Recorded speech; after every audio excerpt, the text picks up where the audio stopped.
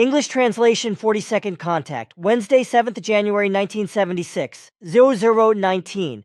Ars thought transmission contact. I was very worried about you and therefore still call you at this hour. It was very hard for me to wait until you had finished your work. I was just about to go to bed and thought that I could catch up on some sleep.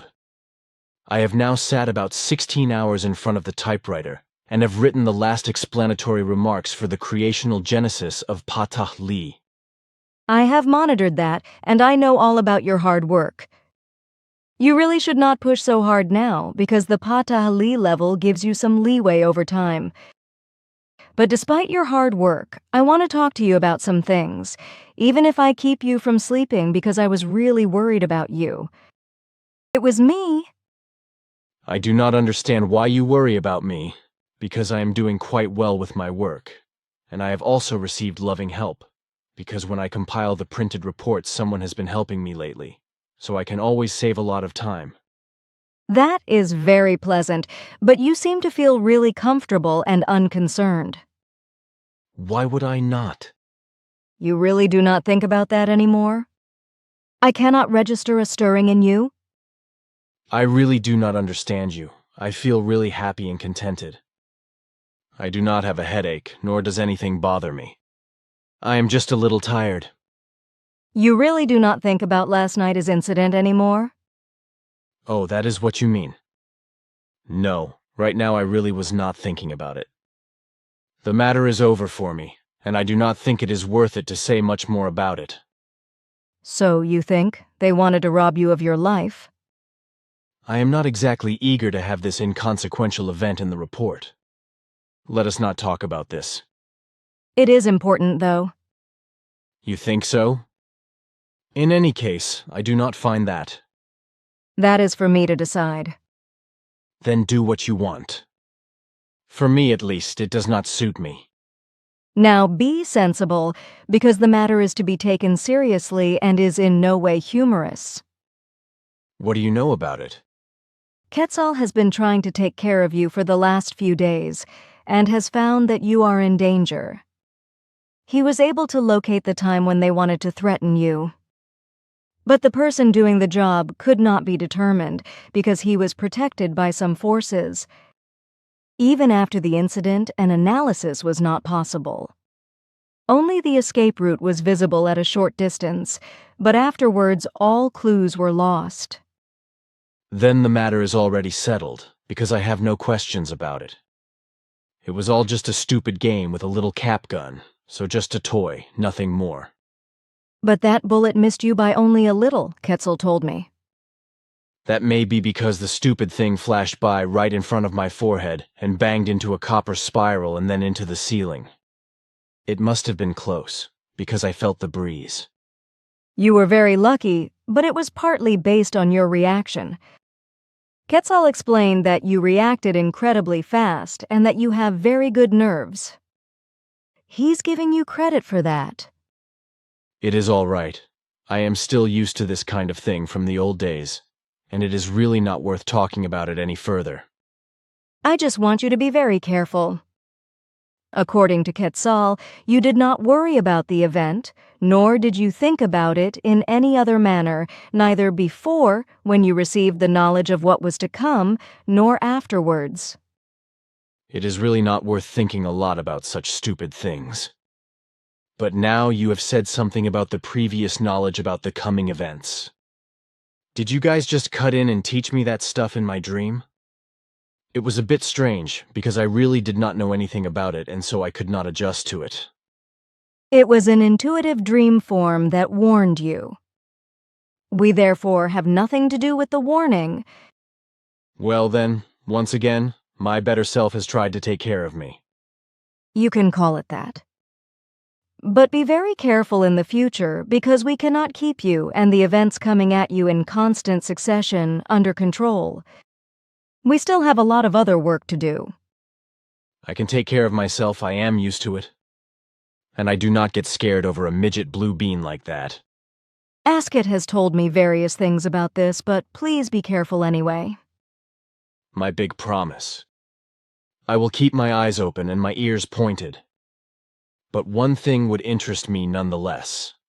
Why did this idiot make an effort to put a lead bumblebee in my skull? Could you perhaps make an effort to find out if you can locate this misfiring twerp? Or if Ketzel could do it? Further efforts would be in vain because Ketzel has lost all contact to this person. However, his analysis showed that the attack took place for reasons of religious vindication. This was the result of the most recent probability calculations. Fine, so then it is religious fools. But these are the ones I care least about right now. Certainly, you are not afraid of them, but remember that they can hire others for unfair work. I do not care about them either, and now I really want to consider this issue to be over. We do not want to advertise this nonsense anymore. I would prefer if you could answer some of the questions I wrote down tonight because someone is interested. Certainly, but your nerves would be a joy to me if I possessed them. Only an Earth human can be that cold-blooded. It is incomprehensible to me that you were already on the hunt for the shooter a split second after the attack on your life. It seems to me that nature has not provided you with nerves, but with some metal cables. Aha, so you also have nerves of steel. That is very gratifying to hear. Maybe I will put them to the test with you sometime. Let us see what they can take. But what about my questions? Do you have time to answer some? Sure, but do you not want to lay your head down? You are talking quite bluntly. Where did you learn to do that? From you naturally. I overheard you once when you said to someone, "Now put your tired head to rest, girl." You are not ashamed, are you? Why should I? One does not eavesdrop on the dear earthworms when they are going to bed. You said that to a kid? That is different. Well, I have a special question here, which reads as follows. What happens to you with the deceased? That is to say, with the lifeless bodies? Do you somehow shrink them into coffins and transport them to the next sun? Or do you bury them as you would us, because they are simply buried 1 meter 80 deep into the earth, in cemeteries? Or do you somehow cremate them? Or do you just totally eliminate them? That is another very fancy question, but I can answer it for you. Earth burial is just as familiar and customary to us as it is on the Earth. For this purpose, we have special storage facilities away from the inhabited areas. From ancient times, we have also maintained cremation for very, very rare cases, however, when such a cremation is desired. Apart from burial in the ground, however, the total elimination of the dead bodies is not usual. Burials are nevertheless things of individual requests, so one or the other form of burial can be used. Aha, this is also the case with us, except that we do not yet know any total elimination, if we refrain from the transformation into ashes. And that would not be my case, because I do not necessarily wish to be grilled and fried in an oven when I pass away. My wish is to be buried under a thick carpet of flowers somewhere on the edge of a forest and next to a murmuring brook in a warm country. Because I do not want to get cold feet. You have got ideas. You have to have them. Otherwise, life is sometimes quite troublesome. Sure, there are many truths in it. That is why I have ideas. But what is it like now? Should one rather let oneself be roasted or better prefer the earth burial? Or maybe even a total elimination? The last one is also not available for you. This is a typical case of the most imaginable, because if necessary, we can already carry out an elimination. We simply pack the dead body into a big barrel and stuff it full of dynamite. Then we blow the whole thing up with bang and smoke and give the traveler an atomized ascension. You love to joke? Of course, but it is an elimination option. Your joke offers that possibility, but it need not be put into application. But to your question, it has to be said that the burial of the deceased is the natural form because it has been like this since the beginning. But everything speaks against a total elimination, etc., because the loss of certain fluidal powers which will persist for some time in the lifeless body, etc., must not be ignored, which of course become volatile through combustion or total elimination. How long will these powers remain in the dead body? They can last for centuries or even millennia, but at the longest until the skeleton is destroyed. And are these powers important? They can be for the environment, for those who remain behind, or the offspring, but also as a reconnection factor for the new personality after the rebirth of the overall consciousness block and the spirit form. So you are suggesting a burial should be preferred after all? Certainly, I already explained that by the fact that this funeral is the normal form. Then I was so lucky that I did not want to let myself be roasted. The Earth humans seem to be unaware of the facts about the destructive powers of fire. On the other hand, however, the type of burial is really to be carried out according to desire, because every form of life should be able to decide for itself. Of course, that is a good thing. But I think we have had enough talking about this subject. My next question concerns the transplantation of body parts or organs. We have been transplanting body parts from the dead to living bodies. That is to say, to living people, such as hearts, kidneys and eyes, etc., for years. What is your opinion about this? Should one do this or not?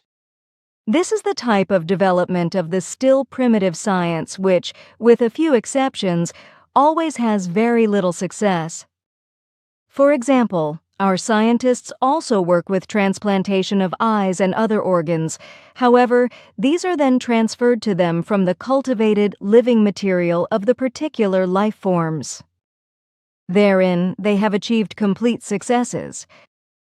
However, eyes, limbs, and organs of all kinds are cultivated and transplanted by our scientists because the natural human eye, limbs and organs and the whole cell, tissue, etc., cannot be replaced by any technology.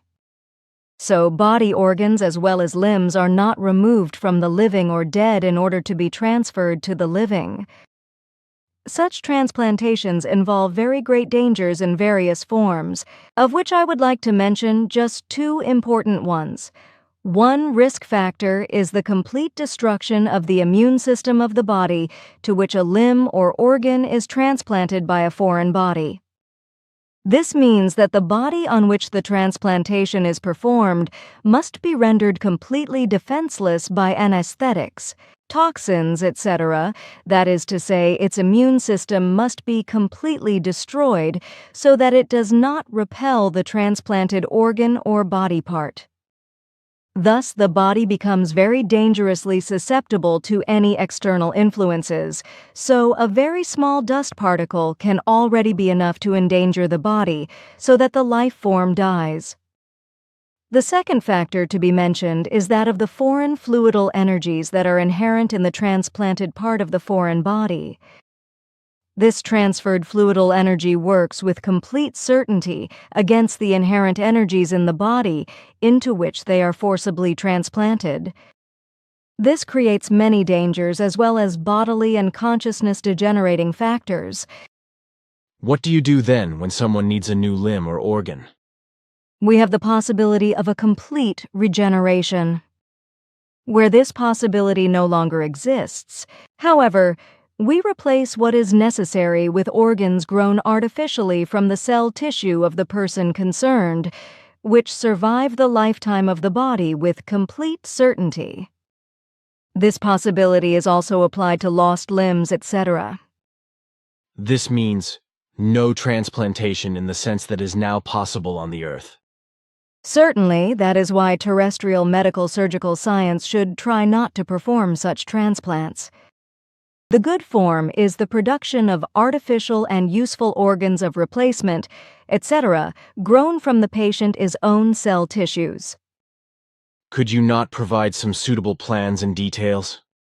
At present, this would still entail the greatest dangers, for it would enable the human being of the Earth to witness semi-organic life, which they would misuse for the edification of androids and turn into extremely dangerous fighting machines. That is possible. The Earth human is actually so crazy. Then good, let us not do that. Do you live on your Pleiades in houses like ours? The question is illogical. Certainly, we also live in houses, only we name these buildings differently. My question is not illogical. I may just have put it a little stupidly, which made you misunderstand me. I wanted to ask, do you live on your Pleiades also in houses as we have them? Sorry, it was a misunderstanding. Your question is logical now. No, we do not live in the same structures, because our construction forms are all round, in flat round form with extensions, such as my jet ship, or they are spherical round. Mass housing opportunities as you know them are not given with us because all the— Excuse me, by mass housing, do you mean the cheese slices and the silos? You speak in riddles. By this I mean apartment blocks and skyscrapers, etc., in which people live as if in herds, like in silos, crammed together quite densely if possible, so that they even step on each other's ears standing up. I understand. No, these forms of housing are not what we have, because all forms of life are entitled to open freedom, which also applies to living in homes. Each family has its own home, which is built communally and needs no compensation, as this is usual with you. You mean mortgage or rent? Of course, such things are a thing of the past, because we have had no means of payment for a very long time. Thus, even the communally established homes do not require any remuneration. These homes are, however, not arranged in the same way as yours are, where they are built on top of each other. They are all rather single in a large country square of 100 x 100 meters, formed as a garden or meadow or park, etc., with many flowers, shrubs and trees and many other plants as well as vegetables, etc. Only the structures of the villages and cities are of a different kind and also built for a larger number of people. In this respect, however, no comparison can be made with the Earth. Man, oh man, that requires an immense amount of land. Sure, but with us, all inhabited worlds are made arable to the last possibility. Every usable area is cultivated and fertilized. Only areas that could not be cultivated were occupied with larger and several types of buildings at the same time, with buildings that you would call factories, with surveillance systems and beamship ports, etc. And who works in the factories? Robots and androids under the leadership and control of a few men and women, but who perform only technical surveillance and control tasks. What does the rest of Pleiadian humanity do? Are they twiddling their thumbs and lying on their ears? What do you think? All have their tasks, on the planet itself as well as on other worlds. But to tell you about it would go too far, at least if I had to explain it to you today. Good. How many people live in such a splendid home, which almost seems like a paradise, if I can imagine it so? There are never more than 5 persons, 2 parents and a maximum of 3 children, because 3 offspring is the limit, which is why we do not suffer from an overpopulation problem like the Earth humans. Then you have also solved the problem with your mother-in-law. Fantastic. I would put up with that too. I think I will move my residence to your Pleiades. I do not understand the problem with the mother-in-law. What do you call that? That is the spouse's mother. With us, these mothers-in-laws do not have exactly a halo on the head, because they often interfere in the child-rearing affairs, etc. of their children and raise a ruckus. However, this is not the rule. It must be said for the sake of the good and dear mothers-in-laws, because I know several such patented women. Unfortunately, I cannot sing any hymns of praise because of my mother-in-law, because she is a true hyena and the embodiment of the devil's grandmother herself. These are very new things to me. No, with us, the Geronisa mother-in-law abstains from all interference in the interests of their married children. Do you call your mothers-in-law Geronisa? Certainly I said so. Otherwise I would not know. I think that is magnificent. How many earthworms do you think would be happy if the mother-in-law order that you have on your Pleiads ruled here with us? If that is what you are saying, then I understand. That is actually the case. But now to something else. Do you also know music, literature, and art, and do you have appropriate schools? Sure, these things are common to all human life forms in the universe. We also have appropriate schools for these things, but they can only be attended by really talented people who will later work in these things for the benefit of all. The interested parties are judged according to the presence of talent and admitted to the schools, so only real talents are admitted.